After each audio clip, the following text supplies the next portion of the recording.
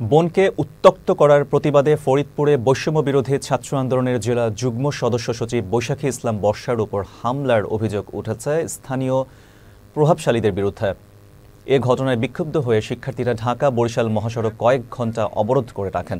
শুক্রবার রাতে ফরিদপুরের নগরকান্দা উপজেলার ভবুকদিয়া গ্রামে এ ঘটনা ঘটে। স্থানীয়রা জানান, বৈশাখী ইসলামের বোনকে উত্ত্যক্ত করার প্রতিবাদ করলে তাকে শারীরিকভাবে লাঞ্ছিত সহ ঘরবাড়িতে হামলা চালানো হয়। পরে বৈশাখী ফেসবুক লাইভে এসে হামলাটির বিষয়টি জানান।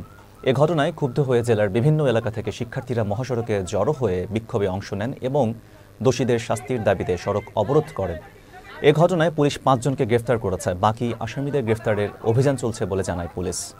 আমার চুল ধরছে, কইরা টানতে টানতে রাস্তার মাঝখানে নিয়ে আসছে। আনার পর তখন দেখি তার বাবা আমার বোনকে ধরে মারতেছে।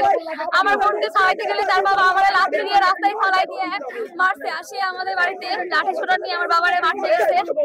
কিছু এখানে স্থানীয় বগাটা ছেলেপেলে পুনঃযোদ্ধা এবং ইপ্রিজিং করে, সেটার প্রেক্ষিতে বৈশাখী ইসলাম বর্ষা অভিযোগ দিলে পরে সেই অভিযোগের প্রেক্ষিতে এখানে একটা সালিশ হওয়ার কথা ছিল।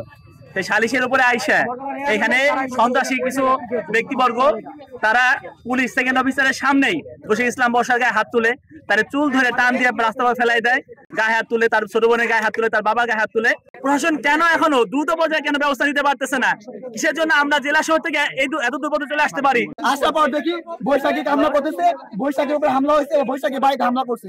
পরে আসে দেখলাম যে প্রশাসনের সামনে প্রশাসন থাকা অবস্থায় আমার বোনদের উপরে হামলা করেছে। যারা আওয়ামী লীগের দোসর হিসেবে এখনো আওয়ামী লীগের এজেন্ডা বাস্তবায়ন করতে চায়, তারা তার বাসায় আক্রমণ করে, তাদের গায়ে হাত তোলে।